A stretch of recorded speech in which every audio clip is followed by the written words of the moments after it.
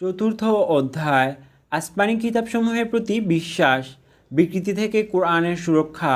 আল্লাহ তাআলা নবীদের উপর ছোটো ছোটো এবং পূর্ণাঙ্গ বহু কিতাব অবতীর্ণ করেছেন, যেমন হজরত মুসা আলাইসাল্লামের উপর তাওরাত, হজরত ঈসা আলাইসাল্লামের উপর ইনজিল এবং হজরত দাউদ আলাইসাল্লামের উপর জাবুল নাজিল করেন।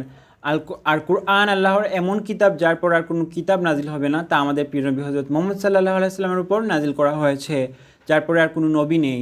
তিনি শেষ নবী। কোরআন সর্বশেষ আসমানি গ্রন্থ। যতদিন পর্যন্ত পৃথিবী থাকবে ততদিন পর্যন্ত পবিত্র কোরআন অবিকৃত অবস্থায় টিকে থাকবে। তার একটি হরকত কিংবা সাকিনও পরিবর্তন হবে না, যা আল্লাহ তাআলা নাজিল করেছেন। আর আল্লাহ তাআলা পবিত্র কোরআনের হেফাজতের দায়িত্ব নিজেই নিয়েছেন। তিনি ইরশাদ করেন, আমি পবিত্র স্মারক গ্রন্থ অবতীর্ণ করেছি আর আমি নিজেই তা সংরক্ষণ করব, হিজর নয়। আল্লাহ তাআলা ইরশাদ করেন, আল্লাহর বাণীতে কোনো রকম পরিবর্তনও আসে না। ইউনুস 64।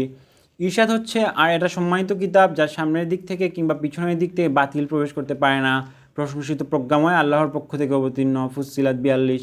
কোরআন সম্পর্কে ঐশী গুরুত্ব চূড়ান্ত পর্যায়ে পৌঁছেছে, যেহেতু কোরআন তার প্রতিপক্ষ কাফের মুশরিকদের বিরুদ্ধে চ্যালেঞ্জ ছুড়ে দিয়েছে। ইরশাদ হচ্ছে, আমি আমার প্রিয় বন্ধুর প্রতি যা অবতীর্ণ করেছি সে ব্যাপারে যদি তোমরা দ্বিধাদ্বন্দ্বে নিমজ্জিত থাকো, তবে তার সাদৃশ্য একটিমাত্র সূরা তোমরা প্রস্তুত করো, আর কাজের জন্য তোমরা আল্লাহ ছাড়া তোমাদের অন্যান্য সহযোগীদের আহ্বান করো, যদি তোমরা তোমাদের দাবিতে সত্যবাদী হয়ে থাকো। আর যদি তোমরা তা করতে না পারো, আর তোমরা তা কশ্চিনকালেও করতে পারবে না। অতএব কোরআন কালোত্তীর্ণ, চিরন্তন, চিরনতুন। কালের আবর্তনে তার নতুনত্ব পুরাতন হয় না। মানুষকে অন্ধকার থেকে আলোতে এনে সত্যের দিশা দিতে এবং সঠিক পথে চালাতে মহান আল্লাহ তা নাজিল করেন। সে কারণে পবিত্র কোরআন আঁকড়ে ধরার বিকল্প নেই। যেমনটি তিনি বলেছেন, এটা আপনার জন্য নসিহত এবং আপনার সম্প্রদায়ের জন্য, যা তারা অচিরেই বুঝতে পারবে। জুখরুফ 44।